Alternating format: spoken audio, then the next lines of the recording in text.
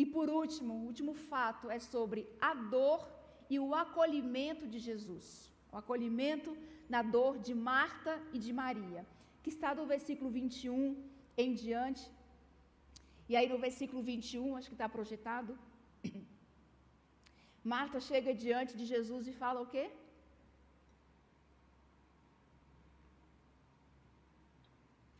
O que Marta fala para Jesus quando ela chega? No versículo 21.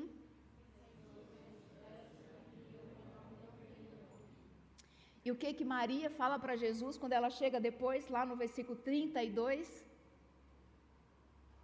Chegando ao lugar onde Jesus estava, Maria prostrou-se aos seus pés e disse: Senhor, se estivesses aqui, meu irmão não teria morrido. Parece que elas conversaram sobre isso em casa.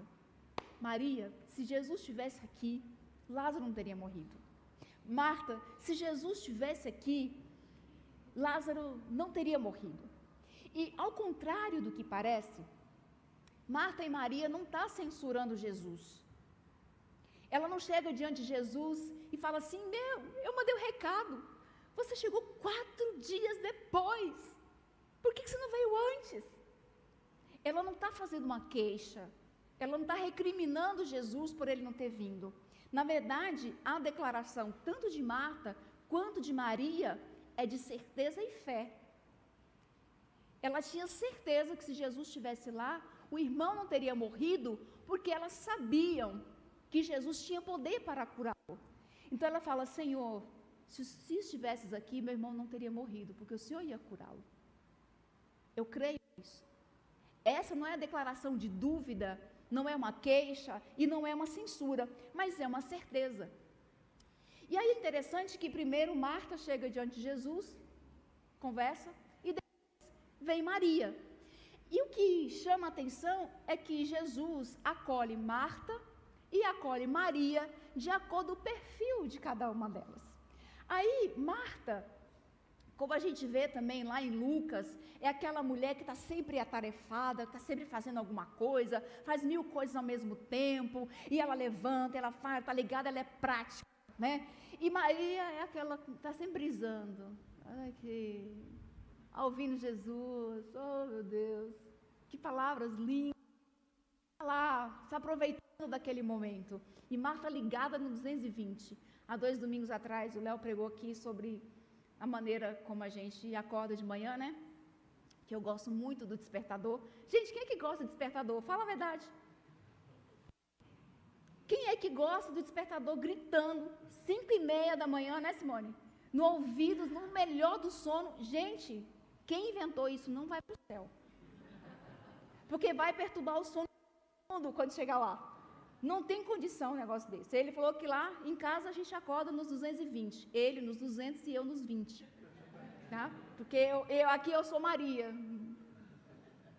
Tô na brisa, assim, logo de manhã. Demoro, assim, abro um olho, depois eu abro outro. Maria não. Maria já acorda, né? Já acorda nos 200, já acorda cantando, falando. E Maria, ela é ativa. Maria, ela é prática. Ela é ligada, ela faz muito, ela fala muito, mas ela sente pouco, é uma característica dela. E quando ela chega diante de Jesus, ela fala: Senhor, se estivesse aqui, meu irmão não teria morrido, mas eu sei que mesmo agora, o Senhor vai, né, Deus vai fazer tudo que o Senhor quiser. E Jesus fala assim: Marta, seu irmão vai ressuscitar. Eu sei, Senhor, eu sei que ele vai ressuscitar lá no último dia, está tudo certo. Ele fala assim: Marta, eu sou a ressurreição e a vida. Aquele que crê em mim, mesmo que esteja morto, vai viver. Você crê nisso? Eu creio, Senhor. Está tudo certo, está tudo sob controle, está de boa. E ela resolve o seu conflito e a sua dor conversando, e Jesus conversa com ela. Jesus argumenta com ela, Jesus explica para ela. E Jesus acolhe Maria na sua característica. Gente, não adianta você querer falar muito para uma pessoa, né? Ou querer falar muito pouco para uma pessoa que fala muito. Ela precisa de conversar, ela precisa falar, ela precisa argumentar, ela precisa dessa troca. E aí ela sai, Marta sai e Jesus fala assim: chama Maria. É tanto que lá no texto fala que ela em segredo fala para Maria que o mestre está chamando. Aí vem Maria, eu todinha. Senhor, se eu estivesse aqui, a Miriam, né? É a Miriam. Essa é a Miriam. Se eu tivesse aqui, meu irmão teria morrido. Ai, Senhor. E ela chora, ela se desaba. E o que Jesus faz? Chora. Chora com ela. Porque Maria não estava precisando dessas palavras. Ela estava precisando de um acolhimento diferente. E o texto fala que Jesus agitou-se no espírito. Ele ficou angustiado. Ao ver a dor de Maria, ele ficou muito angustiado. Ao ver Maria chorando, ele chorou junto. Ele chora com Maria. E ele acolhe cada um na sua dor, do seu jeito, no seu perfil e na sua necessidade. Para Marta, ele acolhe dizendo que ele é a ressurreição e a vida. E Maria, ele acolhe derramando lágrimas. Esse é o Jesus que a gente conhece. Ele não é incoerente com as nossas dores, com a nossa condição. Ele escuta, ele fala, ele argumenta, e Jesus trata no individual. Gente, ele ia ressuscitar Lázaro. Ele poderia falar assim: Maria, para de chorar. Eu vou ressuscitar ele daqui a pouco, sua boba. Para de ficar chorando. Não, ele chora junto com Maria. Ele sente a dor de Maria. Ele se comove com a angústia de Maria.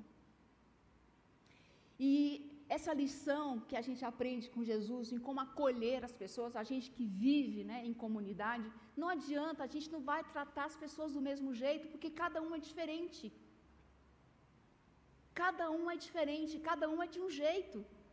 E a gente precisa tratar o outro do jeito que essa pessoa necessita que eu trate. E é assim que Jesus faz. Então, se você estiver com alguém em alguma condição difícil, não critique. Não fala que a solução não veio por falta de fé, ou que ela está em pecado, e isso vai piorar a circunstância. Escute. Você não é Deus para saber se é falta de fé, ou se ela está em pecado, não dá para saber. Só Deus sabe. E só Deus sabe também a dor que ela sente. E se você não tem paciência para ouvir, também, às vezes a gente não está com paciência para ouvir a dor, para ouvir o sofrimento, para ouvir o que o outro está sentindo, mas se você não tem paciência para ouvir, sai de perto. É melhor não falar nada do que falar algo que pode piorar a situação. E é isso que eu aprendo com Jesus sobre a dor de Marta e de Maria. É a maneira como ele acolhe, é a maneira como ele trata tanto uma quanto a outra. Jesus não subestima a dor de ninguém. Jesus não expõe a dor de ninguém. Jesus trata no individual. Ele acolhe da maneira que elas precisavam ser acolhidas. E esses 4 fatos que a gente vê aqui de Jesus lidando com a dor de Marta e de Maria, me chama a atenção.